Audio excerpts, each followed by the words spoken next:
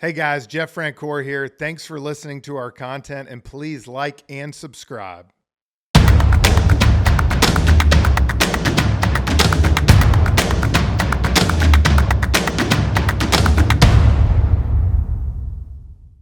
Before we get to the podcast, if you have middle school or high school kids that play sports and you don't want to fundraise like me, we got you covered. My buddy Chris Carneal owns Booster. Chris? We help schools and sports teams raise funds in a super fun and engaging way. In fact, the last 22 years, we've raised $750 million, and we can't wait to help you. Choose booster.com. Back to Pure Athlete, Jeff Francoeur here, along with Brad and Britt. I keep getting it mixed up every time. We look so much alike, Sorry. I know. Excited about today's guest, guys. She actually played for my sister at St. Pius when my sister got her coaching start, went to the University of Tennessee, was a stud there, and the 7th pick in the draft in the WNBA. Kelley Cain, thank you for joining us.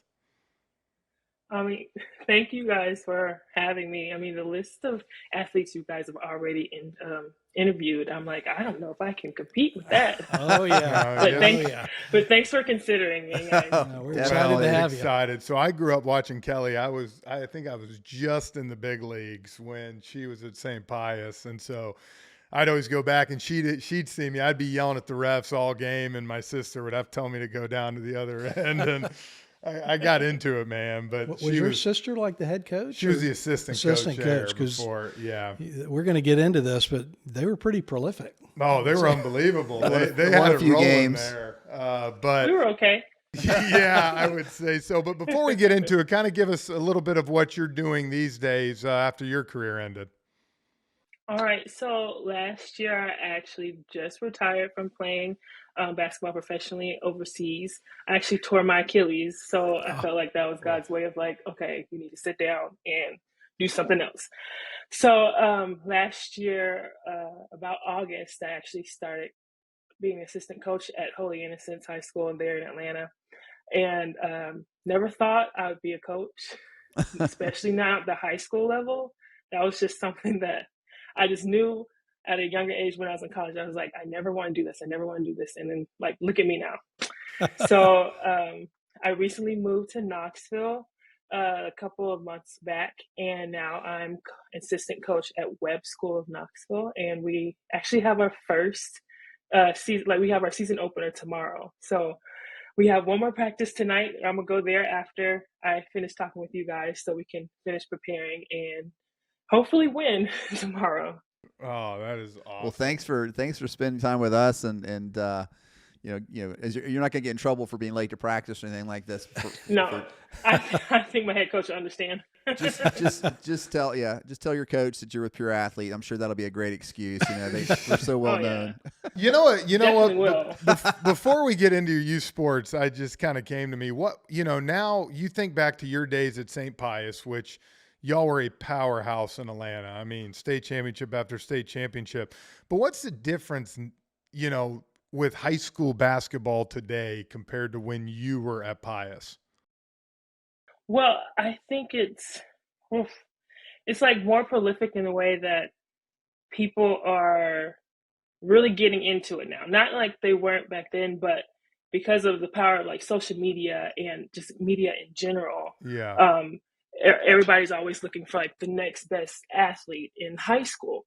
So now you see like larger crowds and like I said, that social media presence of especially of women's basketball now is just amazing to me. I think it's so awesome how many fans there are across the country, and like somebody in California would know somebody in Georgia. Yeah. Because of social media and everything, committing to these different colleges. So I think that's like the main difference.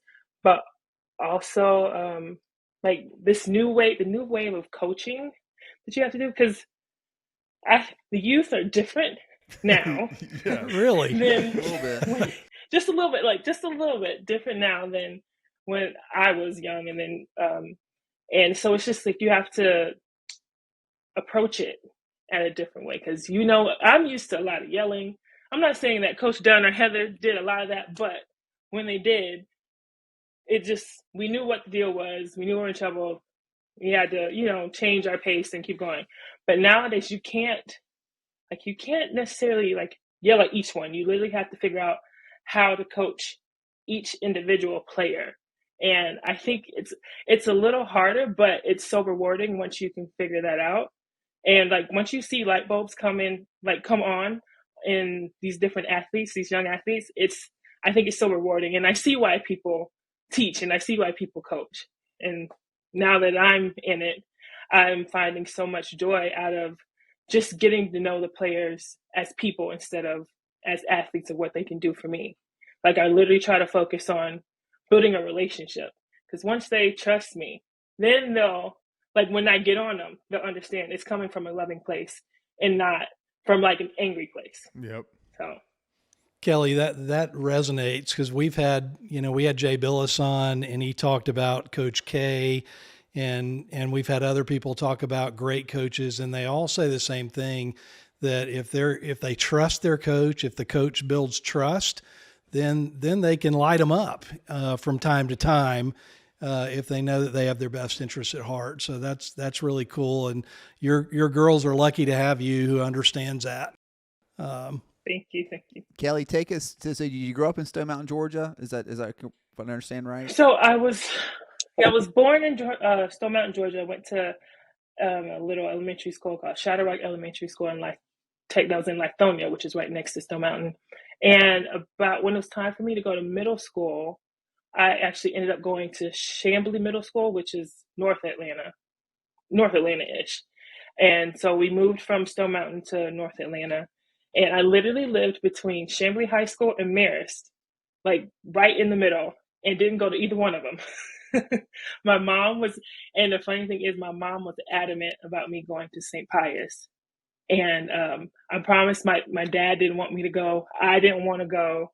But my mom literally said, if you just give it a year, see what happens. If you don't like it, then we'll find another school for you. But she clearly knew something I didn't. And when I was in Stone Mountain, I played soccer, actually. That was my first love, my first sport. Crazy, because I'm 6'6", right? I was What am I you doing don't see many 6'6" people playing Right. soccer. No. So I was goalie, and I'm not going to lie, I think playing soccer for as long as I did, being goalie, really helped with my footwork and being able to catch, because a lot of tall females are a little awkward when they're playing basketball, as far as running and lack of footwork and not being able to catch. Lack of athleticism. All that, and I honestly think playing soccer for as long as I did really helped build the foundation for me to be successful in basketball. So I played from the age of 4 to about 12. And that's when I moved to North Atlanta. And when I started focusing on basketball then. And so I went from Chamblee Middle to St. Pius. That's where I had Heather and Stephanie Dunn. And like I said, I don't know how we did a lot of things that we did in St. Pius as far as being as successful as we did, but it came with a lot of trust. And Stephanie Dunn and Heather Carvis built that. They took the time to build that with us, and they created a culture of having that winning attitude and being able to take criticism. Because, a lot of kids don't want to hear you tell them about themselves. I mean, I didn't at first. It's it doesn't seem nice in a sense. But once they developed those relationships with us, I knew I knew to listen to what they're saying and not how they're saying it. And I knew that at the end of the day, they have my best interests because they want to win. And I also wanted to win. And so they clearly have more knowledge than I did then, as far as the sport and how to be successful and how to win. So I just fell in line. And then once you get a group of girls who buy into a system, it's hard to stop. And that's how I felt, how we were at Pius, because each person on the team knew her role, whether it was a large role or small role, but we knew we needed each one of us in order to be successful. We couldn't do it without the other. And there was a lot of gratitude in a sense. We would always everybody was always included in everything, and we'd make sure each person, like I said, knew what their role was, and when they did it well, we acknowledged it. And so, I mean, I think that was a big part of that too. And for all that to happen in high school again, I don't know how they did it, but they did. You look back and think about you coming up, like you said, middle school with soccer and doing that. What were your parents like with you? I mean, did they push you? Were they a little more hands off once it came to the game? What was that dynamic like for you? Oh man. Um, so I had my dad and my mom, complete opposites in a sense. My mom never played a sport in her life. And I think she actually said that my dad bought her first pair of tennis shoes in college. Right. So we have that. And then my dad, who was the athlete of the family, who played football and basketball in high school and went to Clemson on a football scholarship. So I had him who knew all the ups and downs of the athletic world. And then my mom, who's completely oblivious, just happy to be there.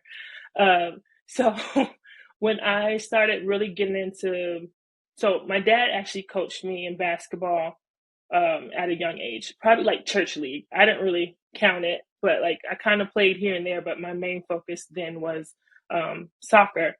And he was tough on me, to say the least. Like I could tune everybody out but my dad's voice at that point.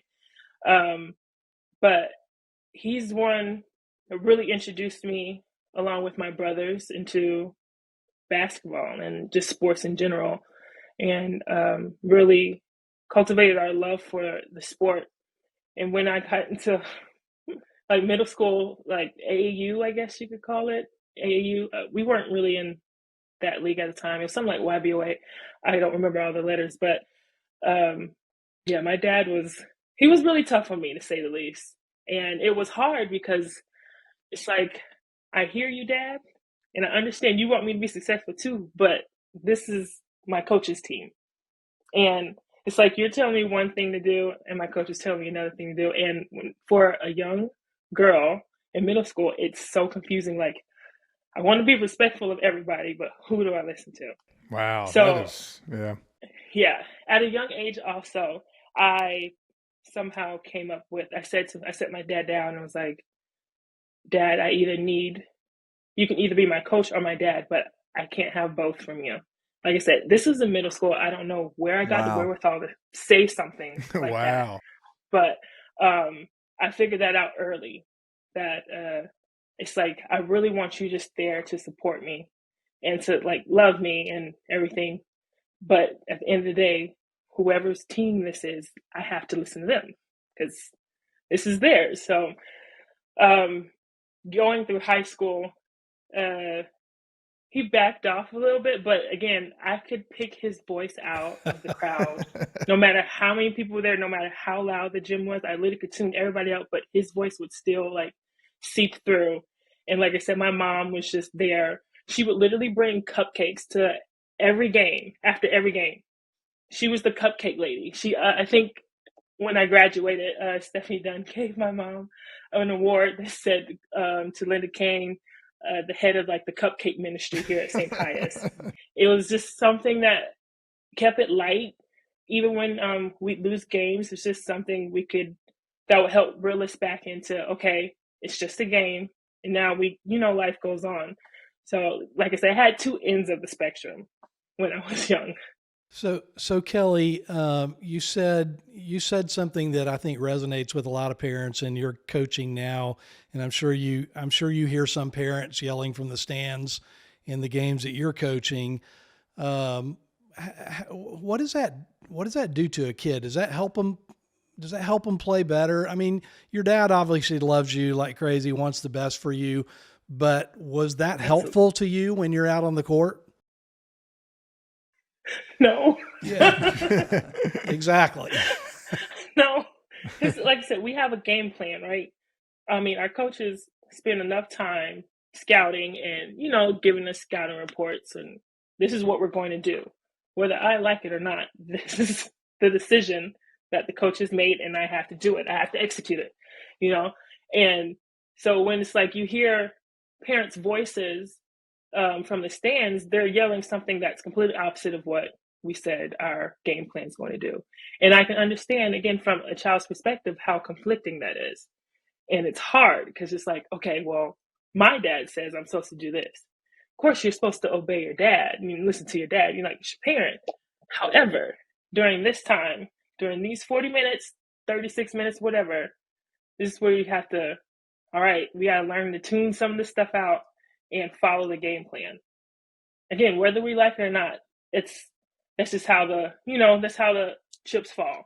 Yeah. Kelley, you were probably, I'm sure, one of the tallest kids on the court at all times growing up.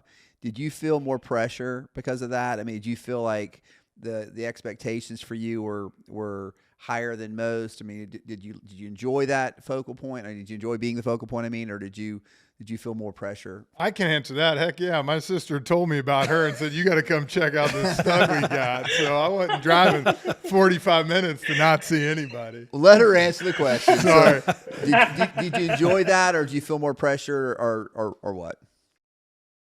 I think so. I'll be real honest with you. I was oblivious to a lot of it. Wow. And I think that's kudos to my parents.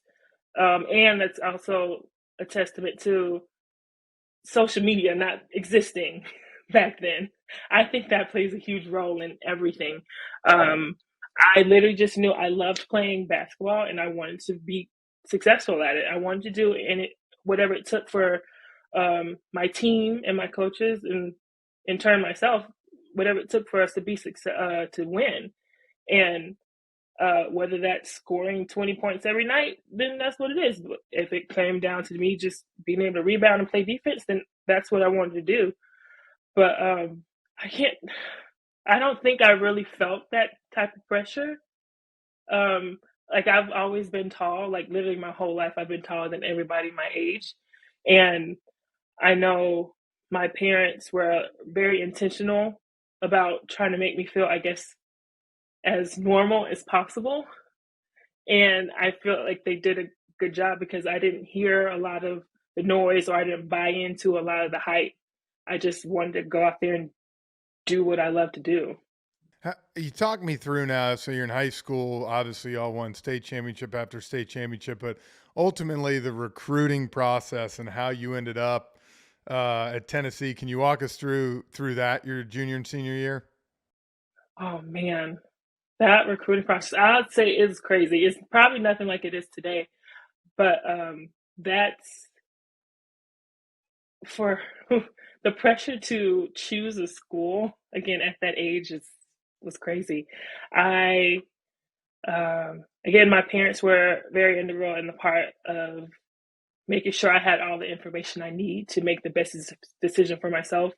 They weren't pushing me to go to one college or another. They literally like, this is your decision. We're going to help you. Like, we'll help you write some pros and cons of stuff, but at the end of the day, you have to choose what school you want to go to.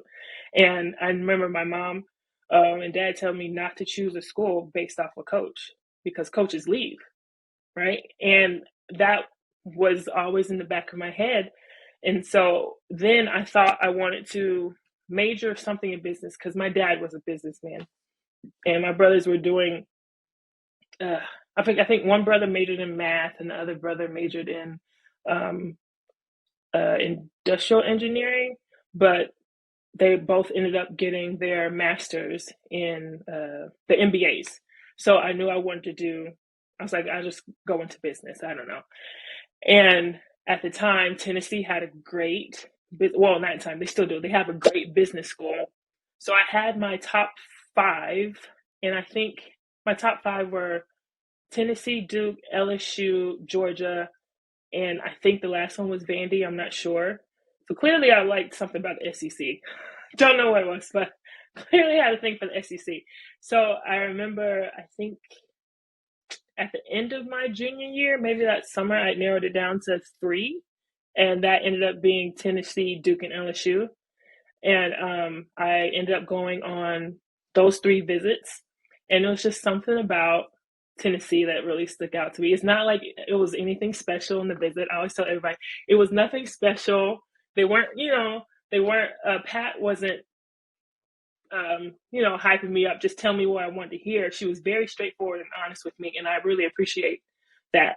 And it's just something about them that I was like, this is where I want to be. And it's funny because I didn't really hang out with the girls that much when I was on my official visit. And like I said, the whole visit was just, I guess you could call it like ho hum, I guess. But I knew it was exactly where I needed to be, because after I committed, the coach that was at LSU left and the coach that was at Duke left. And so I was like, if that's not the Lord telling me this is where I'm supposed to be, I don't know what is. Kelley, what advice would you give to high school girls now that are beginning that process? And, it sounds like you could have gone anywhere you wanted. Most kids who are going to play in college probably don't have that path where it's just totally up to them. But what advice would you give to people who are about to go through the recruiting process, want to play at the next level? Take it all in and enjoy it. But at the end of the day, you have to make sure you get what you need out of the school you want to go to. Because I wanted an education. I was dead set on, like, I wanted to get my degree in business, which I ended up majoring in marketing and logistics. And like I said, it was a very reputable business school. And I knew that if I wanted to continue to play afterwards, it's a great place to go, because Pat Summitt had all the connections, right? So, I mean, you have to be extremely selfish in that sense, but also when you meet like the coaches and the girls, and like really experience that culture and see if you fit into the culture of the team.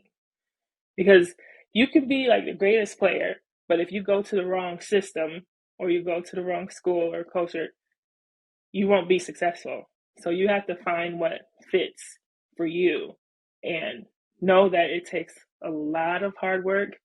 Like, looking back, I don't know how I did basketball and school at the same time. It didn't make sense. And then somehow found time to sleep, eat, and have somewhat of a social life. It just doesn't make sense to me now. But just know it's a lot of sacrifice that you have to make, and that you will make, in order to play the game that you hopefully love at the next level. So tell us, this question's coming. Tell us a little about Coach Summitt, what it was like playing for her, what a practice was like, under her, and then also what made her such a special coach. Well, I'll start off with what made her such a special coach. I honestly felt like she cared for me as a person and not just a player. And she showed that multiple times. I always tell people this, for example, when she says she cares, we're student athletes, she means that. There's a few times I think I've missed a couple of games in college because I needed to stay back and go to a class. Because I was in the business school, a lot of the classes that I needed in my major were Wednesday nights, and sometimes once a week, twice a week, but they were Wednesday nights, and SEC schools played every Thursday, home or away, played every Thursday. So I'd miss a lot of those Wednesday night games because we're traveling the night before to get to games. And I remember specifically a couple of times she's like, Kelley, do you need to stay back and like go to this class and at least show the teacher that you want, you're there, you're present, and you want to learn and stuff. And I looked at her and I was like, yes, it would be great. And she let me do it. I don't know how many coaches would let their player miss games to go to class. And so that's why I tell people, when people say, or when she says you're a student first and athlete, she actually meant it. And I thought that was cool. And what I did love about her is that she was such a transformational leader, and she was always willing to serve. And you don't see that from a lot of people of her caliber. And the love that she had for us, it's just, like I said, it's something you don't necessarily see all the time.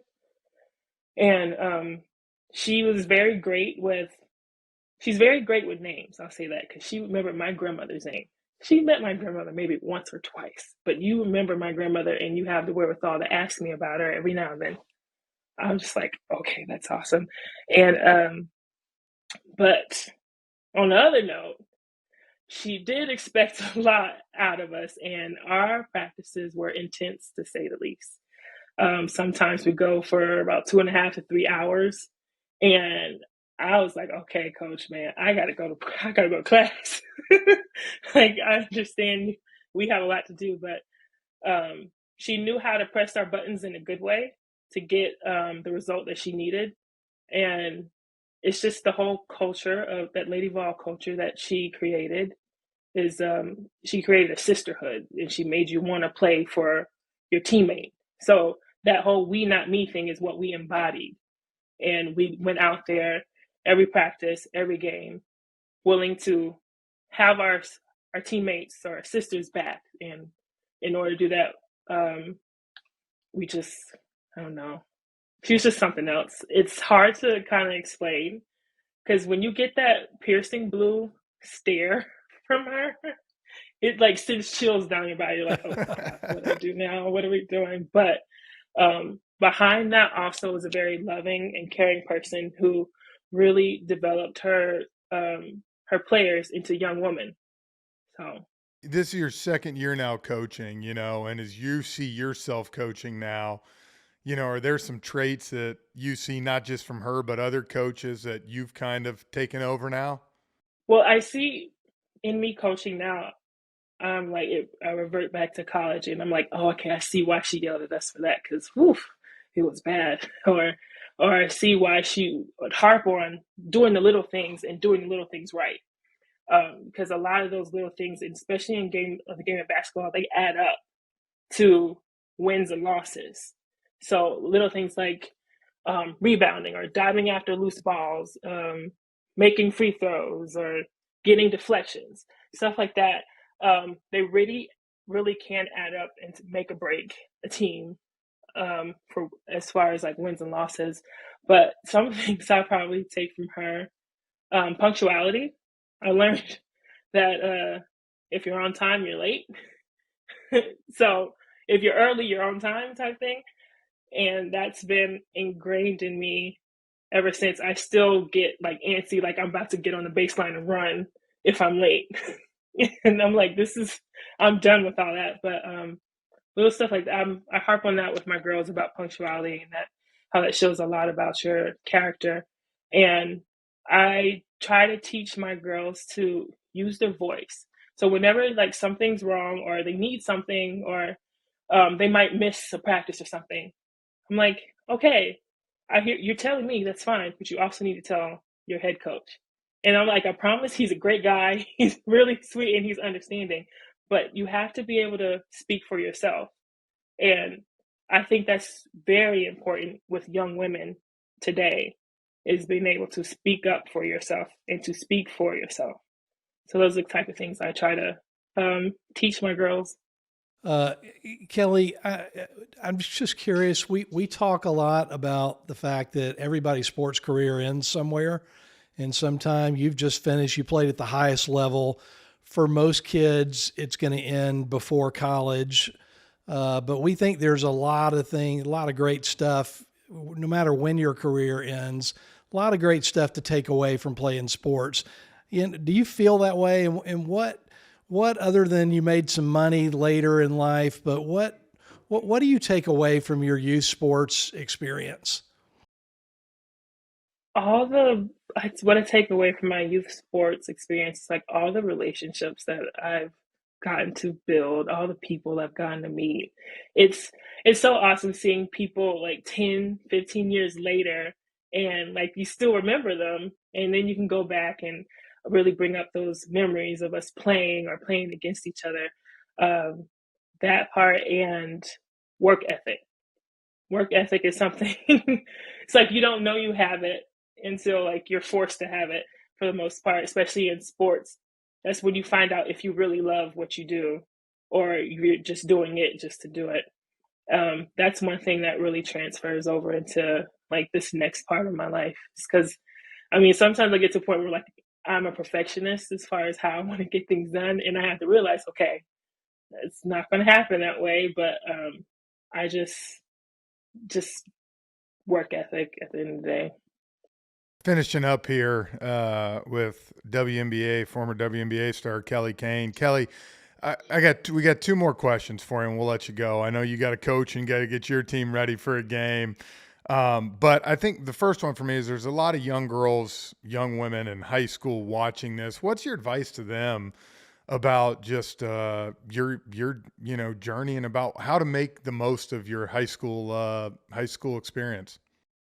I say really figure out if this is something you want to do, because it takes, like I said, it takes a lot of time and sacrifice. There's a lot of things I didn't get to do in high school because I was so focused on playing basketball and wanting to get scholarship to college. Like I think I missed one of my proms. I didn't go to my high school graduation. There's a few other things, like major things that I've missed. But if this is something you really want to do, you have to put in that time and you have to put in that work. Like practice time isn't enough. Like you have to do stuff outside of your sport. And while you're in it, enjoy it. Like I said, enjoy those relationships that you build. Enjoy the time, enjoy the experiences. One thing I tell people also is I would have never left the country if it weren't for playing basketball. I literally got to travel the world and somebody paid me to do it because of the game of basketball. And that's probably one of my favorite things because I realized I love experiencing different cultures. I love experiencing new foods, which I've had some crazy foods that I've had. I bet. And just being able to say I've been to China, Japan, South Korea, all over Europe. I've even been to Africa. So it's a lot of things like that. Why I love basketball, and it can literally take you places. If, like I said, if it's something you want to do. If not, don't do it. Don't waste your time. Before I ask the last questions, I do got to ask you then, what's the craziest food you've ever eaten? Oof. Well, okay. I didn't eat this one, but when I was in China, they literally had chicken feet with the nails still on it. And I typically will try anything, but that one, No. I told them, That I was was a like, hard, I you can't drew do the it. line. I was like, I gotta draw the line there. But also in South Korea, they had like extremely fresh calamari in the sense that the legs were still moving on the plate. Oh. Oh. Did you try it? I mean, it was good though. Oh yeah. Yeah. Hey, look, I'll ask one But question. it was a little weird. One question for Jeff ends here. So you've had such an amazing journey in basketball from when you were little into where you talk about traveling all these countries. What has been your favorite basketball experience from when you first started until your career ended?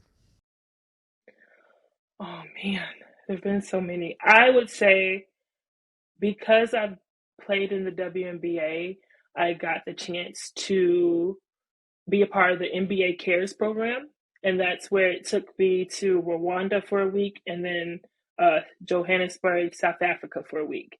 And because I went there, I got to bring my mom with me because she hadn't left the country besides Mexico. And that was probably one of my favorite things is to go to South Africa and, like I said, be a part of that NBA Cares program. We got to go to a few adoption agencies and play with the kids and just be there and be present. And like I said, to have my mom come with me and to have her experiencing, another country like that is probably one of my favorites. Wow. Awesome. That's cool. Finishing up, my last question. You've talked a lot about your mom and dad and how instrumental they were. Can you give to all the parents out there watching one or two things that you really think your parents did for you that you want to do for your kids someday to really give them the best opportunity? To tell them, especially after games, I enjoyed watching you play. Keep it like that. keep it real simple, because the kids experience a lot of stuff on and off the court, but then when you come home, you have to hear it again sometimes.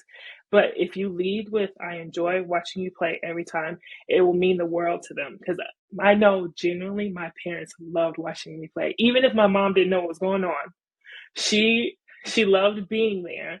And I know my dad did too, because it's like he gets to see his baby girl, live out her dreams and be good at something. You be good at it. So that's one thing. I don't like, if I am blessed to have kids one day, I don't want to pressure them into being a certain way. I just want them to enjoy, especially at that age. It's that time just to enjoy what you're doing, enjoy who you're being around. And I also want them to experience other sports. Like, I don't want them to perfect one sport at a time. I think as so much goes into playing different sports, or at least trying different sports before you choose the one you want to really focus on. Well, I'll tell you what, we can't thank you enough for joining us today. Good luck with the basketball season. You still get out there and post some of the girls up down low? I do not. I'm like, nope. I don't want any parts of it. Even though my Achilles is healed, I'm just like, you know what? I had my time. That's over. This is all about you guys. Well, I'll tell you what, those girls are lucky to have you. Definitely. I know, as my sister always said, you were one of her favorites, and we always enjoyed following you. So thank you very much. Oh, Thanks, Kelley. no, thank you. Thank you Kelley. guys for having me. And Jeff, I just want to tell you, your sister was amazing, is amazing still. And she's probably part of the reason why I'm actually coaching. Just how she interacted with us, especially like her and Coach Dunn, and of course a few of my other coaches. Like, they just did it so well, and like I said, they showed that they cared for us and they loved us, even if we won or lost, or we were good or we weren't as good. They all treated us the same. So yeah, Well, your sister is amazing. Thank you. Well, I know that because my parents tell me and my brother all the time that she's the best. So I know that. Trust me. Knowing you, I probably agree with them. Thank you, Kelley. Best of luck. Hey guys, Jeff Francoeur here. Thanks for checking out Pure Athlete, and subscribe to our channel on Apple, Spotify, or wherever you go to listen to our podcast.